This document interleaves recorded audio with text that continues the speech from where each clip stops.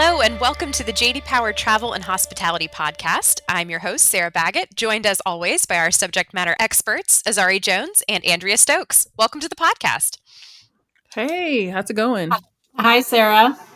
Hi, ladies. Always good to see you and hear your voices. Azari, we are going to start with you because we have some big news. We've had the 2024 rental car satisfaction study published in the last few weeks, and I believe you are the rental car practice lead. So tell us a Yes. little bit about that study. Yes, so great things happened. We had a lot of great feedback, but we had some winners. National, Enterprise, and Six were our top three winners for this year. They took home the top three prizes, and it's because they really did well on a couple of new areas that we restructured the survey around. One of the big ones was level of trust, which correlates to satisfaction. So that was the big one that now customers are really looking whether or not they trust brands based off convenience, staff interaction, and pick up and drop off experience. So those were some really big things that those three brands did really well. National took home number one when it came to pick up and drop off, and then easy convenience, and of course, like I said, level of trust. And then also, we found out that business travelers really prioritize efficiency and reliability. So that was a really big deal this year. So we're excited about what the data showed us this year. That makes sense. Those business travelers are in a hurry, right? So they want that convenience. It's interesting what you're saying about trust. Tell me a little bit about what negatively impacts a customer experience. Yeah, so something that negatively this go around that we noticed that we're seeing from the KPIs is that the tech savvy vehicles, as much as we love new innovations and new vehicles, getting into a rental car and not knowing how to operate the navigation system or the little gadgets is really a turnoff. And now that most rental car places kind of tell you, hey, go out, the keys in the car, they don't really walk you through it.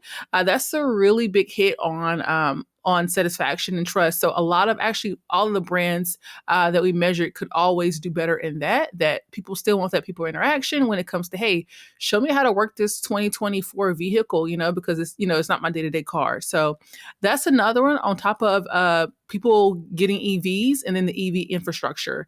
That's still a thing that we're going to have to work through as an industry. It's just making people feel comfortable about where do I charge my car? How do I charge my car? All those great things as we see a lot of rental car fleets transfer over to EV. I'm sure customers have a lot of range anxiety. That's sort of the catchphrase with the EVs, Yeah. that range anxiety about charging and where they can do it. Is customer education going to be sort of coming to the forefront with these issues? It sounds like maybe educating customers about the technology in the car and how to use it could make a big difference. For sure. Some great things I've seen as I rent cars and practice with the brands is that sometimes when they know you're renting an EV, they'll send you an email and say, hey, we see you're getting an EV. Please look over this app. This app has all of the stops along the way where you can charge your vehicle. So things like that. It's kind of education, kind of make the drive and the rental process easier for them, as well as kind of understanding, what you're getting with the EV and how EVs actually go longer in distance than gas vehicles, despite what you may hear on or think about when it comes to EV charging. So yeah, for sure, customer education is a big part of it. Very interesting. What else can rental car companies do to sort of up satisfaction with that rental car experience, whether it's an EV or a traditional gas-powered vehicle? It's going to be convenience. It's going to be staff interaction, making sure the pickup and drop off experience is great, as well as no hidden fees. That's another big one that's coming up. Is people want to know out the door how much I'm going to be charged. I don't want to get there or get my final bill and see like a bunch of extra charges. That I was charged for, charging the EV, and I didn't know I was going to be charged. I thought it was a different price and all these things. So the hidden fees, making sure that you communicate what the charges will be, and then making sure the experience from start to finish, from app to starting the engine, is a great experience. That makes sense. Well, Azari, is there anything else you'd like to share about this year's study before we move to the next topic? No, we're just really proud. Six, one of our partners, has just moved right on up there. They were in third this year. They came a long ways, and we're just excited to see how they're going to grow and what they're going to do, as well as the other brands, National Enterprise as well. We're just really happy that they all stuck it out and were able to meet the needs of the customer. Exciting stuff. Well, if you'd like to learn more about this study, the press release for the 2024 rental car study is now live on the JD Power website. Well, Andrea, you've also got some exciting news. We've always got Study Wave publishes going on, and I believe the 2025 hotel guest satisfaction Wave 1 data is now live. Tell us about that. Yes, we publish 4 times a year, publishing every quarter as we collect all the feedback. We're out there 24/7, 365, getting guest feedback on branded hotel stays. So we wrapped up our first wave, which covered the months of June, July, and August.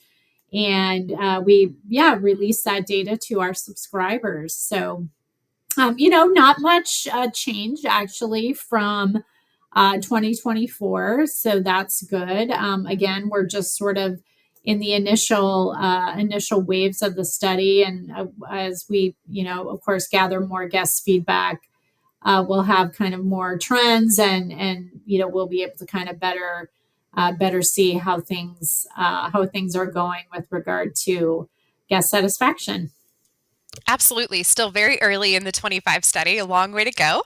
But speaking of hospitality, I believe you just returned from a speaking engagement at the lodging conference. Tell us a little bit about that. Yes, thanks. It was a great conference as always. And of course, I appreciate the lodging conference team inviting me back every year to present guest satisfaction results and kind of give owners and operators a sense of how guests are feeling, right? And what guests want, maybe what guests might not want in their hotel stays. So it was a really great conference, a lot of great panels, and of course, often the CEOs of the major hotel chains are invited on stage, and definitely, sitting down and sort of talking about their companies, how their companies are viewing the future, sort of what they're thinking for 2025 in terms of their own company performance, but also for the hotel industry in general. So it was really, really great to kind of hear from those from the CEOs. Absolutely. Tons of interesting information. Were there any emerging trends that we should keep our eyes on that came up in any of the conversations?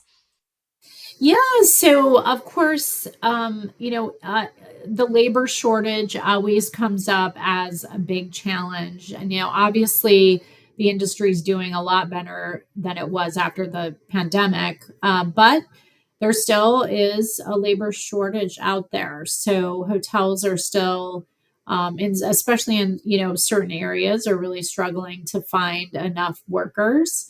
So that, of course, is a topic that always comes up.